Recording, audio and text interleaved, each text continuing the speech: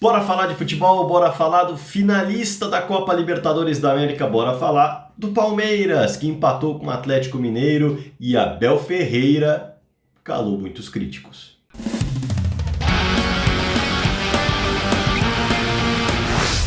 Bora falar de futebol? É o seguinte, hein? Inscreva-se no canal do Fragoso, ative o sininho, já deixa o seu like, deixa sua curtida de graça, deixa seu like que é importante para o vídeo. Mais do que isso, aproveite depois do vídeo, faça o seguinte, deixa um comentário aqui embaixo, debata com a galera, traga uma opinião, traga uma sugestão, deixe um elogio, uma crítica construtiva, enfim, o que você bem entender, deixa um comentário aqui que é sempre bacana para o vídeo também, beleza? E se você quiser ser membro, eu vou ficar muito contente. Bora falar de futebol então, bora falar do assunto desse vídeo. O Palmeiras está mais uma vez na final da Copa Libertadores da América. Bom, antes de falar, na verdade, antes de pontuar o que significa isso e tudo mais, que eu vou fazer no outro vídeo, eu vou fundamentalmente comentar sobre a decisão, sobre o confronto, sobre o que aconteceu.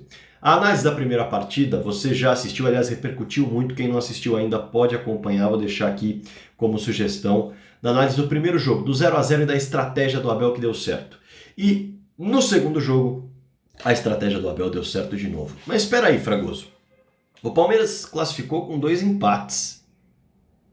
Isso é dar certo? É. E eu vou explicar o porquê ao longo do vídeo. Mas vamos falar desse confronto especificamente, porque tem muita coisa interessante, tem muito ponto, muito detalhe, porque um jogo como esse se decide no detalhe. Por mais que o Atlético Mineiro fosse o favorito, pelas tendências que eu já apresentei em um outro vídeo, que se você quiser assistir também, ele está à disposição no canal, sobre quem é o favorito para o confronto, quem era o favorito, e explicando ponto a ponto, ofensivamente, defensivamente, estrutura, confiança, reforço, tudo. Eu fiz e mostrei por que eu achava o Atlético Mineiro favorito para o confronto. Mas não coloquei o Palmeiras como zebra em momento algum. Por que o Palmeiras não foi zebra em momento algum? Pelo simples fato de que é um time cascudo e com bons jogadores. E mais do que isso, com um trabalho que tem identidade, que tem DNA e não está ainda no seu começo. Já está não está no seu final também, mas está no seu caminho já de platô, na sua média, já seguindo uma sequência, já com 10 meses de trabalho, dá para identificar o que o Palmeiras vai fazer. Mas o detalhe maior está acima. Não dá para identificar o que o Palmeiras pode fazer de diferente. Dá para identificar como o Palmeiras joga, mas fazer de diferente, que tem muito a ver com a sua comissão técnica principalmente, é algo que o Palmeiras consegue se superar por conta do Abel Ferreira e por isso também supera obstáculos no mata-mata com muita frequência. Vamos lá, vamos falar desse Palmeiras então, que entrou em campo com 3 zagueiros, remodelado pelo Abel Ferreira, que costuma trabalhar com diferentes ideias, ainda que no mesmo contexto, no mesmo modelo de jogo, mas com diferentes ideias para surpreender o adversário, para ter mecanismos diferentes, para ter ocupação de espaço de forma diferente e justamente com isso neutralizar os pontos mais fortes do adversário e se utilizar das fragilidades por meio das valências que ele coloca em campo dos seus jogadores que vão trabalhar na parte ofensiva. Enfim, Palmeiras com 3 zagueiros, tendo o Rafael Veiga ajudando na saída de bola. A gente ouviu falar muito na saída 3+1, que é aquela história de você ter 3 jogadores na saída de bola, e esse +1 é um jogador que teoricamente não participaria dessa saída de bola, mas ele volta para participar. Esse foi o Veiga, que naturalmente é um armador, originalmente é um armador, mas o Danilo assumiu esse papel junto com o Felipe Melo em alguns momentos. O Felipe Melo não foi um armador, mas ele não estava necessariamente pegando a bola de costas, fazendo a volta e indo de frente para a saída. Tanto que há um lance em que o Felipe Melo pega a bola já mais à frente, no círculo central, avança e solta um passe para o Danilo receber e já na ponta direita, olha só, já na ponta direita, quase que como um meia, ele abre para a esquerda e finaliza numa jogada em que o Palmeiras mostra que tinha o Veiga um pouco mais atrás para fazer a saída, mas é o Luan quem dá o passe, o Felipe Melo um pouco mais avançado no círculo central e pela direita, na meia direita, quase como um ponto, aparece o Danilo para fazer a jogada. Veja como a ocupação de espaço é diferente, a movimentação é diferente, apesar da verticalidade tradicional do Abel Ferreira. Esse é só um detalhe para explicar um pouco dos mecanismos do Abel, que tinha um Danilo como meia, um Felipe Melo que aparecia mais à frente, mas claro que era um jogador que era um volante, um Veiga que tinha a função de apoiar na saída de bola, mas avançar justamente para construir quando o Palmeiras chegava, apesar do Palmeiras chegar muito pouco na construção que dava tempo do Veiga chegar, a construção era sempre num passe mais esticado do Palmeiras, e no primeiro tempo isso ofensivamente deu pouco trabalho ao Atlético Mineiro. Dá para destacar que no primeiro minuto o Palmeiras fez uma jogada trabalhada, logo no primeiro minuto. O Palmeiras teve uma jogada com o Rony finalizando. Estava impedido, foi por pouco. Dá para falar do contexto da jogada, da criação da jogada. Que foi numa jogada em que o Danilo participou, o Felipe Melo participou, o Piquerez participou. E nessa jogada em que o Palmeiras, com um passe esticado pelo chão, aciona o Rony, ele finaliza e o Everson faz a defesa. Uma outra jogada envolveu justamente na construção, como eu disse, esse lance de verticalidade, com o Felipe Melo, o Luan e o Danilo aparecendo como meia. E houve o lance mais característico do Palmeiras, que foi o que ele mais procurou ao longo do primeiro tempo, que foi justamente o lance da bola longa, quando o Palmeiras conseguiu encaixar com o Everton, que lança muito bem. Ele conseguiu o passe, o Mariano falha de cabeça, ela sobra para o Piquerez, que avança para finalizar, bate de perna direita e a bola passa raspando o gol do goleiro Everson. O Palmeiras conseguiu fazer isso, abusou muito das bolas longas e o lançamento, a bola longa funcionou de fato uma vez pelos pés do Everton. A equipe do Atlético Mineiro já trabalhou de outra forma e foi mais perigosa no primeiro tempo. Mas ser perigosa não é ser eficaz. E aí está o problema. Você não consegue vencer jogos sendo mais perigoso, você precisa fazer gols. E aí o Atlético Mineiro buscou abrir muito o jogo diante de um Palmeiras que se fechava num 5-3-2, uma movimentação muito intensa desses homens, desses três homens de meio, com o Dudu e o Rony mais à frente, mas esses três homens de meio balançando pra caramba, fechando espaços, trabalhando para que o Atlético não tivesse mobilidade e nem tivesse superioridade numérica, tanto no meio-campo quanto principalmente nas laterais, com o Arana, que é um homem muito importante na construção de jogo do Atlético Mineiro, que não conseguiu fazer a diferença nessa partida, e também com o Nacho, que joga muito aberto e sempre encontrava dificuldade para fazer um segundo passe. O Atlético até conseguia tocar a bola na intermediária, mas quando tentava avançar a jogada, construir a jogada, o Palmeiras travava esse lance. Mas, ainda assim, o Atlético na bola longa, que também tem esse recurso, conseguiu chegar. Buscava muito Vargas, em muitas oportunidades trabalhou Vargas. E aí, em uma, na verdade, jogada do Atlético Mineiro, foi basicamente na base da pressão, do perde-pressiona.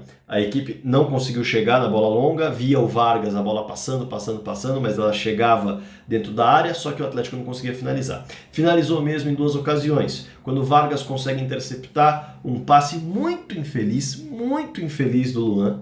Passe muito infeliz, não se faz aquilo que o Luan fez, pelo menos não é o que manda a cartilha, de você atravessar uma bola com o adversário marcando alto, e Luan tentou atravessar uma bola, numa falta, numa bola parada, o Vargas recuperou, soltou essa bola para o Hulk, mas o Everton foi mais rápido e impediu que o Hulk finalizasse. E também no fim do primeiro tempo, o Nacho criou uma chance numa dividida de bola com o Felipe Melo, os dois foram muito firmes na bola, ela estourou, subiu, foi parar dentro da área, o Nacho apareceu para finalizar, ele bateu e o Everton apareceu para salvar. Em duas oportunidades o Atlético chegou, foi melhor por isso, o Palmeiras chegou para finalizar mesmo, uma vez que finalizou de fato na direção do gol contra o Everson, e nessa finalização na direção do gol contra o Everson pegou, mas já estava em impedimento o Rony. Então, foi um pouco melhor a equipe do Atlético Mineiro, mas ainda assim o Palmeiras se mostrou melhor, mais disposto e não ficou defensivamente esperando muito o Atlético Mineiro.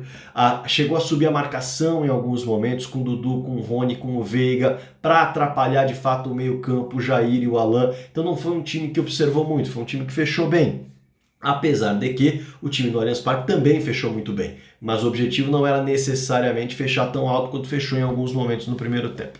Ainda assim, uma postura reativa. No segundo tempo, as equipes foram para uma trocação no estilo próprio, maior, cada uma com a sua identidade. Veja só, aos 3 minutos o Galo com a marcação alta que estava impondo, no perde-pressiona, a bola sobra para o Hulk, e o Hulk da entrada da área, finaliza e o Everton faz uma grande defesa. Isso aos 3 minutos. Aos 4 minutos o Palmeiras responde. Como? Com o passe vertical. Aquele passe que fura as linhas, quebra as linhas para a velocidade do atacante, que era o que o Palmeiras procurava. A resposta foi do Marcos Rocha para o Rony. Na velocidade o Rony finalizou e o Everson salvou. Toma lá, dá cá. E aos 5 minutos, aí na sequência, 2 tentativas de cruzamento com jogadas combinadas pela direita do Atlético Mineiro. Cruzamento sai numa falha do Marcos Rocha, defensiva na bola aérea. O Vargas coloca a bola na rede. Na sequência, o Galo poderia ter matado o jogo. E aí vem a questão da eficácia e do detalhe. O Vargas e o Nacho tabelam, o Vargas sai cara a cara e o Everton fecha o ângulo e salva o que seria o segundo gol do Atlético Mineiro. O Vargas acaba finalizando para fora. Acho que ainda houve um toque do Everton na bola.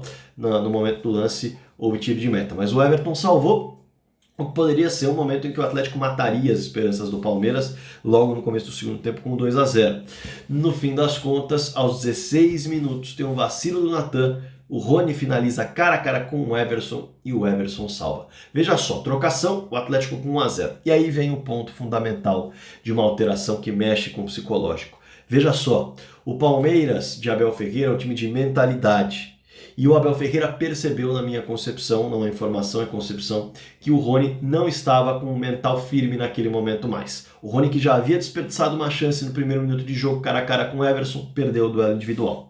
Depois chegou a ter uma outra oportunidade cara a cara com o Everson na falha que eu citei do Natan, perdeu esse duelo individual, e aí um segundo duelo que se perde, uma segunda oportunidade que se perde, já com 1-0 conta no placar. Na sequência vem o Rony cara a cara com o Everson mais uma vez, isso mais pra frente no jogo, e aí o Rony se enrola com a bola, cara a cara, tenta driblar o Everson, perde, mesmo impedido, perde a chance do gol. E aí vem o detalhe, o Everson cresceu muito pra cima do Rony, e o Rony não soube o que fazer naquele momento. Ah, mas o Rony é tecnicamente ruim, o Rony não é tão bom, o Rony não dribla goleiro. Ok, você pode ter a sua opinião. Mas o técnico sabe da mentalidade do jogador. O Rony poderia ter finalizado na saída do Everson? Poderia, mas ele já não tinha mais confiança porque já tinha perdido 2 oportunidades contra o goleiro. Tentou driblar na insegurança, se enroscou com a bola. Imagino que o Abel Ferreira tenha percebido que estava na hora de tirar o Rony do jogo, porque ele já não estava mais com a confiança, aquela história de alugar um apartamento na cabeça do jogador, a tal da mentalidade. O Everson já tinha alugado um apartamento na cabeça do Rony, o Rony sabia que não podia desperdiçar oportunidades, não são muitas que o Palmeiras tem durante um jogo tão difícil e decisivo quanto esse, assim como o próprio Abel já sentia que o Rony podia estar um pouco inseguro nesse momento em relação ao jogo, com a confiança um pouco mais baixa. E aí ele troca e coloca o Veron, para colocar velocidade na partida, para colocar uma aceleração maior, que é a característica do Veron. E a magia, digamos assim, do Abel funciona. Principalmente porque o Piquerez recebe a bola na esquerda e solta para o Veron.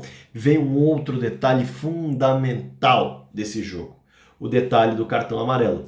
O Natan toma um cartão amarelo, o Natan Silva, logo no começo do jogo, numa discussão com o Luan dentro da grande área. O zagueiro toma um amarelo no começo do jogo e ele fica impedido de ter ações defensivas que muitas vezes são necessárias para matar uma jogada, porque ele pode ser expulso. E aí ele protege o Veron. Quando o Veron ganha a bola dele, ele não puxa a camisa, não segura, ele não tem a reação de travar a jogada porque ele sabe que pode ser expulso ali.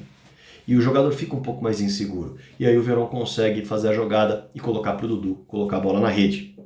Dá para lembrar um exemplo muito claro de um amarelo besta que o jogador do Palmeiras chegou a tomar recentemente e que ele precisou pensar 2 vezes para fazer uma falta e isso gerou um gol contra o Palmeiras, o Kusevich contra o Bahia. Ele toma um amarelo tentando fazer um gol de mão num campeonato que tem VAR, que é o cúmulo, e aí na sequência desse amarelo, o Bahia tem um contra-ataque, o Kusevich está no mano a mano, o jogador passa por ele, se não me falha a memória, é o Gilberto, ou o Rossi, agora não lembro exatamente, acho que é o Rossi. Passa por ele, ele não pode fazer a falta porque ele pode ser expulso, liberdade para o jogador atacar pela ponta, o cruzamento sai e o Bahia consegue fazer um gol. Detalhe que mexe com uma partida, detalhe que mexe com uma decisão. O Natan estava amarelado, cara a cara com o Veron explorou isso, conseguiu passar, o Natan não abusou da possibilidade do vermelho naquele momento, e aí o Dudu colocou a bola na rede. Então, dali para frente, o Palmeiras e o Atlético Mineiro passam a jogar muito em cima do resultado, muito em cima do desespero. Veja só, a equipe do Atlético Mineiro, as trocas que acontecem, o menino entra no lugar do Marcos Rocha, o menino já um jogador que é lateral, Marcos Rocha sente uma lesão, o Savarino entra no lugar do Jair e aí o Cuca já mostra que o meio-campo ele já vai ter uma importância menor do que a jogada pelos lados, porque o Palmeiras já estava muito fechado. O Palmeiras passa um cadeado ali um pouco maior do que já estava passado quando precisava buscar o gol, e mesmo assim não se expôs tanto, justamente para não tomar o segundo gol e perder as esperanças. E aí o Palmeiras coloca o Zé Rafael no lugar do Dudu para forçar esse meio-campo, reforçar, melhor dizendo, esse meio-campo, e o Wesley no lugar do Veiga para acelerar esse meio-campo, para fazer com que o Atlético se preocupe com as costas. E aí o Atlético faz as suas últimas mexidas. O Zaratio sai para a entrada do Sacha, mais um jogador de área para cabecear, assim como o Hever no lugar do Nacho, tendo em vista que o Atlético já não precisava mais do seu meio-campo, faltando 10 minutos, era para fazer o gol de qualquer jeito, para tentar virar a partida, e o Tietchan entrou no lugar do Alan como uma opção de chute ou até o cruzamento da grande área. Usou as armas que pôde o Cuca, amontoando jogadores de frente para buscar o chuveirinho diante de um Palmeiras que se fechou muito bem e que deu poucas oportunidades para o Atlético ao longo dos 180 minutos. O Atlético só conseguiu aproveitar uma delas, e por isso a eficácia não foi suficiente. Quando aproveitou onde? Dentro de casa. O Palmeiras, quando aproveitou a sua, aproveitou onde? Fora de casa. Tem muito da questão estratégica. Um Atlético Mineiro buscando chutes de fora e bolas longas não conseguiu assustar o Everton, e o Palmeiras, na busca das bolas longas para Wesley e para Veron, chegou a exigir do Everton uma grande defesa numa jogada do Wesley. No fim das contas, os detalhes estão aí das estratégias, e é o que eu quero citar.